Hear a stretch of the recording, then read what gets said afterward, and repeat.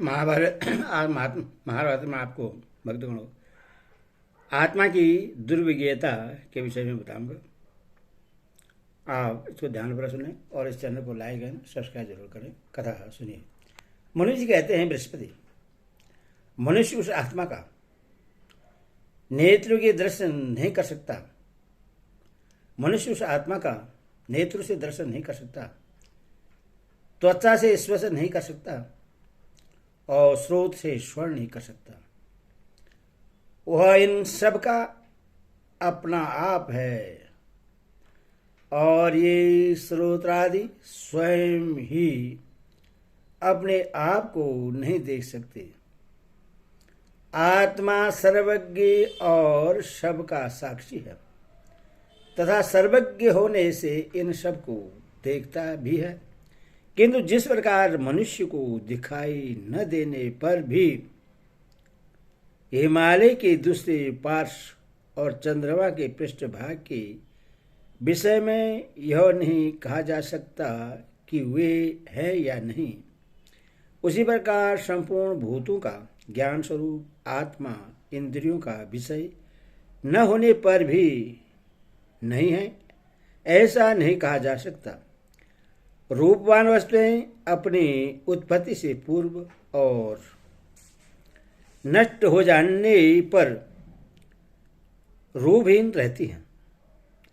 इस नियम से जैसे बुद्धिमान लोग उनकी अरूपता का निश्चय कर लेते हैं तथा सूर्य के उदय और अस्त के द्वारा जैसे उसकी गति का अनुमान हो जाता है, उसी प्रकार विवेकी लोग बुद्धि रूप दीपक के द्वारा दूरस्थ ब्रह्मा का साक्षात्कार कर लेते हैं।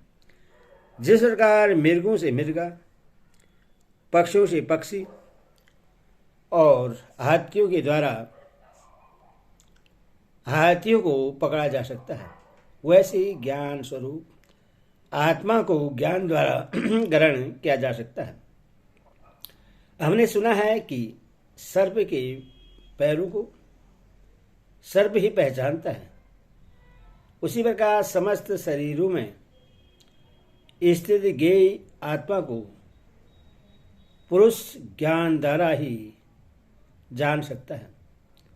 जिस प्रकार अंधकार रूप राहु चंद्रमा की ओर आता या उससे छोड़कर जाता दिखाई नहीं देता, वैसे ही जीवात्मा शरीर में आता या उससे छोड़कर जाता हुआ जा नहीं पड़ता।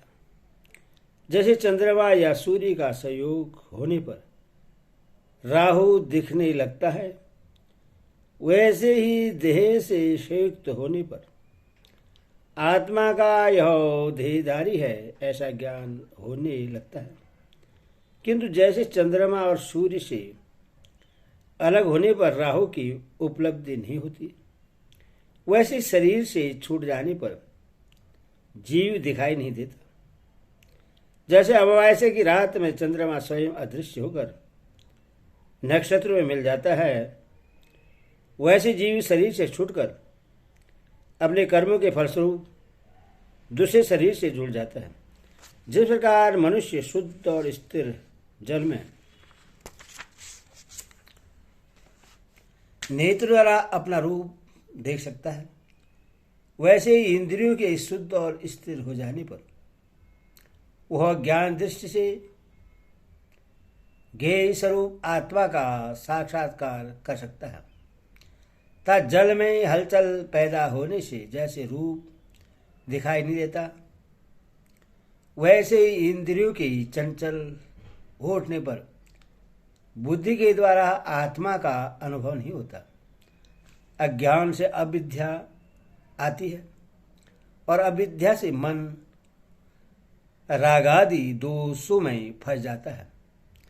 इस प्रकार मन से दूषित होने से उसके अधीन रहने वाली पांचों ज्ञानेंद्रियां भी दूषित हो जाती है। अथवा अज्ञानी मनुष्य विषय में सदा डूबा रहकर अपनी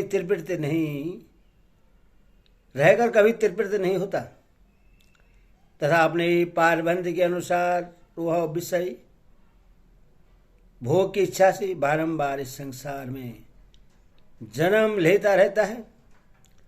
पाप के कारण ही संसार में पुरुष की तृष्णा का अंत नहीं होता।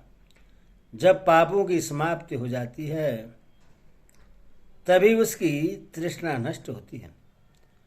विषयों के संसर्ग से सर्वदा उन्हीं में रचे पचे होने से तब मन के द्वारा विपरीत साधनों का अवलंबन करने से पर ब्रह्मा की प्राप्ति नहीं होती। जब पाप कर्मों का आश्रय हो जाता है तभी पुरुष को ज्ञान प्राप्त होता है। दर्पण स्वच्छ होने पर जैसे प्रतिबिंब दिखने लगता है, उसी प्रकार वह अपने शुद्ध हृदय में परमात्मा का साक्षात्कार करने लगता है। मनुष्य विषयों की ओर इंद्रियों के फैल जाने से दुखी बना हुआ है और उन्हें संकुचित होने से सुखी हो सकता है। अतः उसे बुद्धि के द्वारा इंद्रियों को उनके विषयों की ओर से रोककर बस में रखना चाहिए। इंद्रियों से मन श्रेष्ठ है, उससे बुद्धि श्रेष्ठ है, बुद्धि से ज्ञान श्रेष्ठ है, ज्ञान से परमात्मा श्रेष्ठ है। अव्यक्त परमात्मा से ही ज्ञान उत्पन्न हुआ है तथा ज्ञान से बुद्धि और उससे मन प्रकट हुआ है। वह मन ही श्रोतादि इंद्रियों से युक्त होकर विषयों को देखता है। जो पुरुष शब्दादि विषय संपूर्ण व्यक्त पदार्थ और प्राकृतिक विषयों को त्याग देता है वह अमृतत्व प्राप्त कर लेता है। परंतु सकाम कर्म करने वाला पुरुष बार बार जन्म मरण के चक्कर में पड़कर सुख दुखादि कर्म फल को ही भोगता रहता है। इंद्रियों द्वारा विषयों को ग्रहण न करने से पुरुष के विषय तो छूट जाते हैं परंतु उनमें उसकी आसक्ति बनी रहती है। वह तो तभी छूटती है जब उससे परब्रह्मा का साक्षात्कार हो जाता है। जिस समय बुद्धि कर्मजनित गुणों से छूटकर मनात्मिका वृत्ति में स्थित हो जाती है उस समय मन ब्रह्मा में लीन होकर तद्रूप हो जाता है। परब्रह्मा स्पर्श श्रवण रसन दर्शन घ्राण और संकल्प सही प्रकार के कर्मों से रहित है। इसीलिए उस तक केवल विशुद्ध बुद्धि की ही पहुंच हो सकती है। विषयों का मन में लय होता है, मन का बुद्धि में, बुद्धि का ज्ञान में और ज्ञान का परमात्मा में लय होता है। इंद्रियां मन को नहीं जानती, मन बुद्धि को नहीं जानता और बुद्धि अव्यक्त आत्मा को नहीं जानती, किंतु अव्यक्त इन सबको जानता है। हरि ओम तत्सत।